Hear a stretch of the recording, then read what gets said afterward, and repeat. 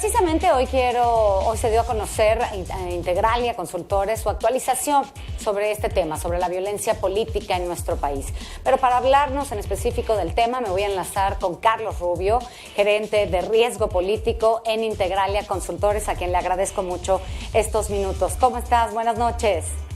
¿Qué tal, Carlos? Hola, buenas noches, Berenice. Muchas gracias por la oportunidad de platicar contigo y con el auditorio. Pues una situación compleja la que se vive en cuanto a este tema en el país. ¿Qué nos revela este estudio que han realizado, Carlos? Sí, como comentas, hoy dimos a conocer nuestra actualización del reporte de violencia política en México. Entre septiembre, que inició el proceso electoral, y febrero de 2021 hemos contabilizado 90 incidentes de violencia política que han dejado 108 víctimas, de las cuales 75 eran o fueron mortales, ¿no? Entonces eso de entrada nos habla de una tasa de letalidad muy alta, nos hace pensar que quienes llevaron a cabo estos atentados tenían por objeto premeditado asesinar, acabar con la vida del candidato, funcionario, periodista, activista en cuestión. Y bueno, en términos geográficos, lo que hemos visto es que la mayor parte de estos incidentes se han registrado en el centro y sur-sureste del país, con focos rojos de violencia en los estados de Veracruz, Oaxaca, Guerrero y Guanajuato. De hecho, hemos identificado que la mayoría se registran en municipios pequeños de menos de 100,000 habitantes, que están alejados de los centros urbanos y que tienen poca presencia de las fuerzas federales. Y bueno, dado que el proceso electoral de 2021 será el más grande de la historia democrática de México, creemos posible que este año se supere la cifra récord de incidentes de violencia política que se registró en el proceso electoral previo de 2018. ¿Cuáles son las causas más comunes de este tipo de agresiones? Sí, claro, la violencia política se enmarca en el contexto global de la violencia homicida y la crisis de inseguridad por la que atraviesa México desde hace ya varias décadas. Nosotros hemos identificado que buena parte de los incidentes de violencia política son llevados a cabo por grupos criminales que buscan hacerse con el control de los gobiernos, sobre todo municipales, que son los que están más expuestos a este tipo de ataques. Y hay varias razones por las cuales un grupo criminal quisiera hacerse con el control de un gobierno municipal, ¿no? En primer lugar, porque les permite acceder a información privilegiada en términos de las estrategias de seguridad que se están implementando y de los grupos económicos que operan en ese territorio, y a partir de eso generar esquemas de extorsión.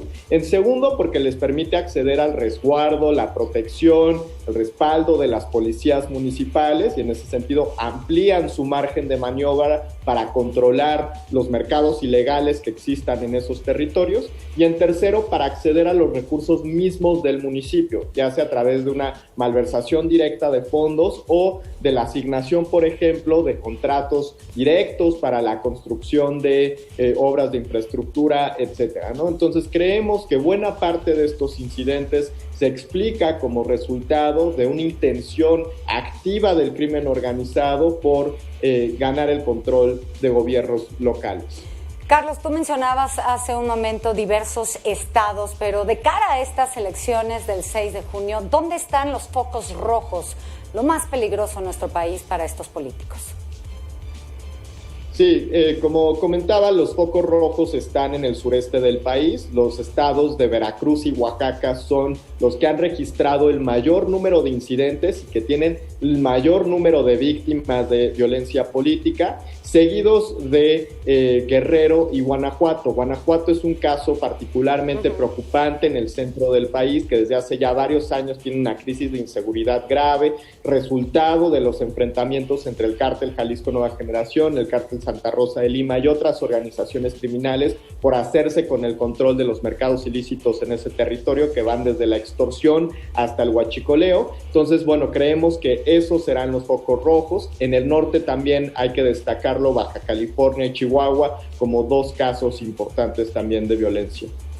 Ahora, en este entorno, hace unas semanas se presentó la estrategia para la seguridad de los candidatos. ¿Cómo la evalúas?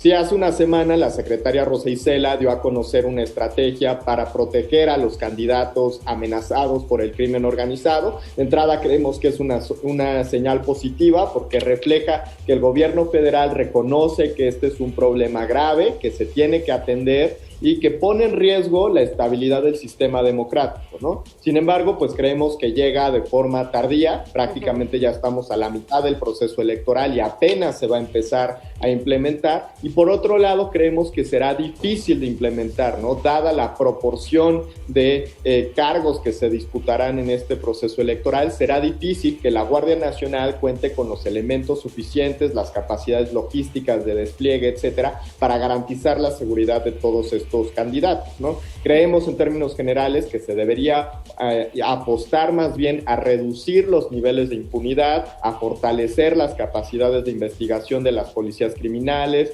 de las policías de investigación criminal, de las fiscalías especializadas, etcétera, para reducir los niveles de impunidad. Entonces, según lo que escucho, tú piensas, o la evaluación final es que esto verdaderamente, esta estrategia no va a lograr reducir la vulnerabilidad de los candidatos para estas elecciones y que ya vamos tarde, porque las propuestas que haces y que pones sobre la mesa, pues también toman mucho tiempo para que se puedan lograr. Es algo que se ha venido hablando desde hace ya años, en los que hemos visto que nuestro país sigue envuelto en una ola de violencia que va creciendo y sin embargo, pues este tipo de estrategias todavía no se logran. Entonces, ¿qué hacer?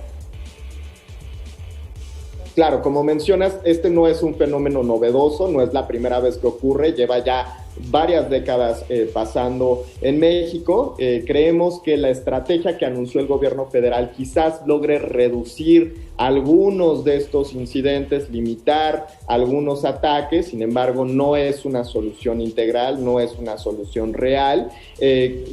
Pensaríamos más bien que se debe apostar a largo plazo en fortalecer las capacidades de las policías, las fiscalías, y también en desarrollar una estrategia para recuperar, reconstruir el tejido social de estos municipios marginados, vulnerables, que son los principales focos de violencia política en el país, para que las comunidades mismas también tengan este sentimiento de defensa frente al crimen organizado. Entonces, bueno, son estrategias que toman más tiempo, como mencionas, pero que en última instancia darían mejores resultados que simplemente tratar de apostarle a una estrategia de corto plazo. Hace unos minutos yo daba la nota de que el alcalde de Coajimalpa, Adrián Rubalcaba, estaba denunciando precisamente diversas amenazas. ¿Crees que este tipo de denuncias puedan ayudarlos para evitar a lo mejor un atentado o no sirve de nada?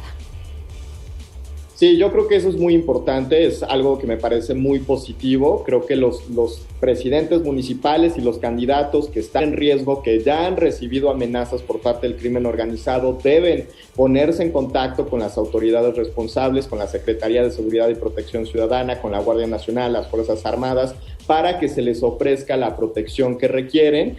Sin embargo, como comentaba, en el caso del alcalde de Coajimalpa, pues es una figura de alto nivel en la Ciudad de México, entonces es más probable que se le ofrezca protección. Será más difícil hacerlo para candidatos en municipios alejados, poco poblados, que no tienen esa misma presencia mediática y que a lo mejor están más expuestos al crimen organizado y por tanto tengan más miedo a las consecuencias que una denuncia de este tipo podría tener. ¿Qué tipo de protección, Carlos? Sí, bueno, lo que propuso la secretaria Rosa Isela Rodríguez fue el despliegue de elementos de la Guardia Nacional.